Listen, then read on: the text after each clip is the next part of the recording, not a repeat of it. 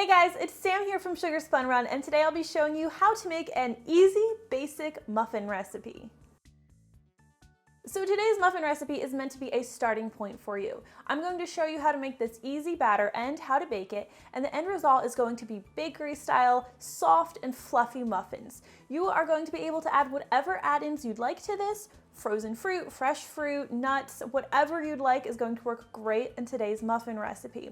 So to get started, the first thing you're going to want to do is preheat your oven to 425 degrees Fahrenheit. And by the way, if you don't bake with Fahrenheit, if you use Celsius, if you don't use cups and you use metric measurements, I'm going to have all of those conversions just below the recipe right down in the description, so you'll be able to check that out.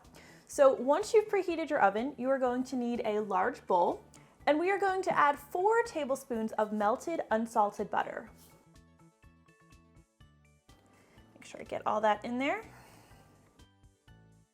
Next, we'll add 1/4 cup of either canola or vegetable oil. So we are actually using a blend of butter and oil rather than just using all one or the other. That's because this is going to give your muffins a really rich buttery taste, but it's also going to give you that moisture that you really only get from using oil. We'll add 1 cup of granulated sugar, and then we'll just whisk everything together until it's well combined. Now we'll add 1 large room temperature egg. And this recipe also uses an additional large room temperature egg white. This is going to help make those muffins nice and fluffy.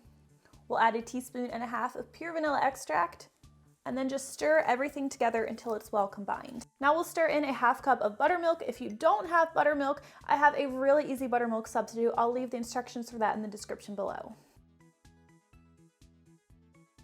So set those wet ingredients aside now that you've nicely combined everything, and now you're going to need a separate medium-sized bowl with 1 3/4 cup of all-purpose flour. We'll add 2 teaspoons of cornstarch, 2 teaspoons of baking powder, and 1/2 teaspoon of salt. Now you'll want to stir all of these together until everything is nicely combined. You want to make sure your baking powder and cornstarch are evenly distributed through your flour. So now we're going to bring back our wet ingredients, and we are not going to need the whisk anymore. So we are actually going to be stirring everything together really gently now. Now this is where a lot of people go wrong when they're making baked goods like cakes or muffins. You do not want to overmix this batter. You want to go very carefully when you're stirring. I'm going to use a spatula and I'll stir everything together by hand. You definitely would not want to use an electric mixer for this recipe. So I'm going to pour in the flour mixture. And then just very gently, I'm just going to stir. I'm going to kind of fold these ingredients together until they are halfway combined. This is about halfway combined at this point. We haven't completely stirred everything together. And this is when you want to add your add-ins. Now you can add 1.5 cups of whatever add-in you prefer. So this is where you would add frozen fruit or fresh fruit. Today, I'm going to be adding a mix. Actually, I'm going to add 1 cup of chocolate chips, and I'm going to add 1/2 cup of chopped walnuts. The reason we're adding this now rather than once the batter's been completely combined is because, again, you do not want to overdo it. So this keeps us from overmixing our batter. And then we'll just continue to just gently stir everything together until these add-ins have been well distributed and the batter is now mixed. Okay, so now I'm going to give you an optional step. I don't always do this, but if I have the time, I like to.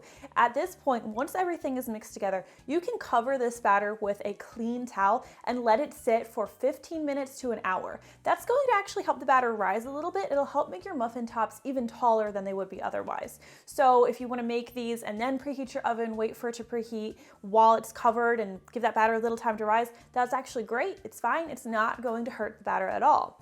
If you don't have the patience for that, then we can go ahead and just scoop this batter into our muffin tin. This recipe is going to make 12 muffins, and you're going to want to line your muffin tin with paper liners. If you don't have paper liners, you can either use a baking spray or lightly grease and flour the bottoms and sides of each cavity.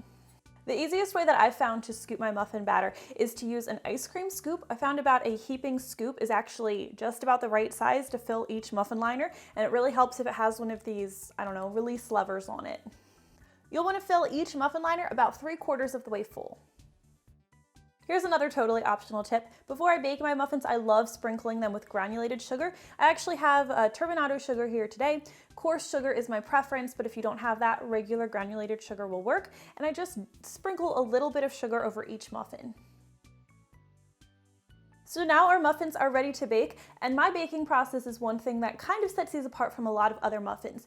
We are going to start by putting them in our 425-degree Fahrenheit oven and baking them for 8 minutes. Then, without opening our oven door, we're going to drop the temperature to 350 degrees Fahrenheit, and we will continue to bake these for another 12 minutes. Now, you're just going to bake them until the tops are light golden brown. If you insert a toothpick in the center, it should come out clean or preferably with a few moist crumbs.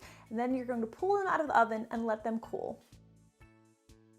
You really want to make sure you do not overbake these because that's a really good way to get dense, dry muffins. So make sure you pull them out when they are finished baking. Don't let them sit in that oven too long. The kitchen smells amazing and these muffins are now ready to eat. I really hope you guys enjoyed today's simple recipe. I really hope you'll try it out. If you do, let me know what add-ins you use and how you like this basic muffin recipe.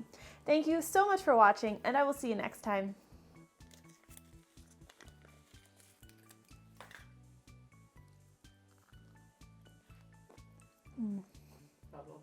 Hey, if you guys enjoyed today's basic muffin recipe, I would really appreciate it if you would give me a thumbs up. Please consider subscribing and please hit that notification bell. If you enjoyed today's recipe, here are a few others you might like as well.